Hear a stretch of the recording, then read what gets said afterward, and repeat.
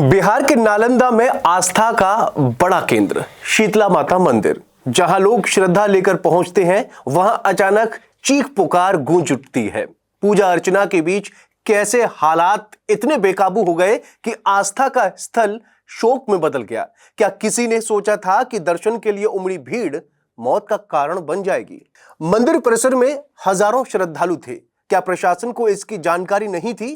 क्या यह कोई पहली बार था जब इतनी बड़ी भीड़ यहां जुटी थी? जब भीड़ बढ़ रही थी तब नियंत्रण के इंतजाम कहां थे? अचानक धक्का मुक्की शुरू हुई, लोग फिसले और देखते ही देखते भगदड़ मच गई।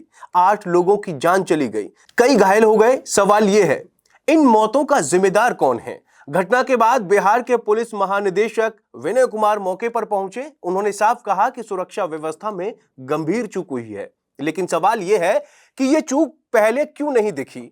क्या हादसे के बाद ही सिस्टम जागता है? उन्होंने मंदिर की सीढ़ियों को खतरनाक बताया, ज्यादा ढलान, भीड़ का दबाव और फिर हादसा। अगर यह संरचना पहले से जोखिम भरी थी तो इसे सुधारा क्यों नहीं गया? दीपनगर थाना के एसएचओ को निलंबित कर दिया गया, लेकिन क्या सिर्फ एक अधिकारी को सस्पेंड कर देने से जिम्मेदारी खत्म हो जाती है? क्या यह पूरी व्यवस्था ही विफलता नहीं है? जब इतने बड़े आस्था केंद्र पर भीड़ जुटती है तो क्या पुलिस की पर्याप्त तैनाती नहीं होनी चाहिए थी? क्या भीड़ प्रबंधन की कोई ठोस योजना बनाई गई थी या सब कुछ भगवान भरोसे छोड़ दिया गया था? मंदिर प्रबंधन पर भी गंभीर सवाल खड़े हुए।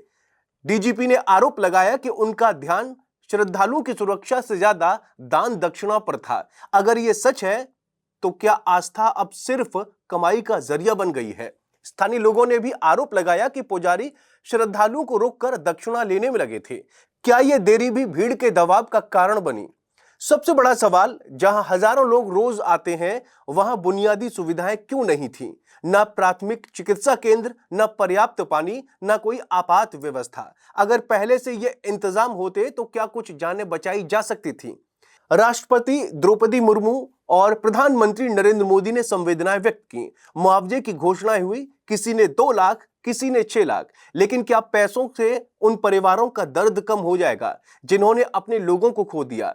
नीतीश कुमार ने भी मुआवजे का ऐलान किया है, लेकिन सवाल फिर वही है, क्या हर बार हादसे के बाद मुआवजा ही समाधान है? क्या पहले से ऐसी व्यवस्था नहीं हो सकती जिसे हादसे ही ना हो? अब जांच की बात हो रही है, सीसीटीवी खंगाले जा रहे हैं, एफआईआर दर्ज हो रही है, लेकिन क्या यह सब पहले नहीं होना चाहिए था? कितनी बार हम ऐसी घटनाओं के बाद यही सुनते हैं, जांच होगी, दोषियों को सजा मिलेगी, और फिर कुछ समय बाद सब कुछ भुला दिया जाता है। आखिर कब तक आस्था के नाम पर लापरवाही ढकी जाती रहेगी? कब तक भीड़ प्रबंधन को हल्के में लिया जाएगा? और सबसे बड़ा सवाल, अगली बार ऐसी घटना को रोकने के लिए क्या कोई ठोस कदम उठाए जाएंगे या फिर हम एक और हादसे का इंतजार करते रहेंगे? आपका इस बारे में क्या कहना है? कमेंट करके जरूर बताएं और चैनल को जरूर सब्सक्राइब करें और वीडियो को ज्यादा से ज्यादा शेयर करें।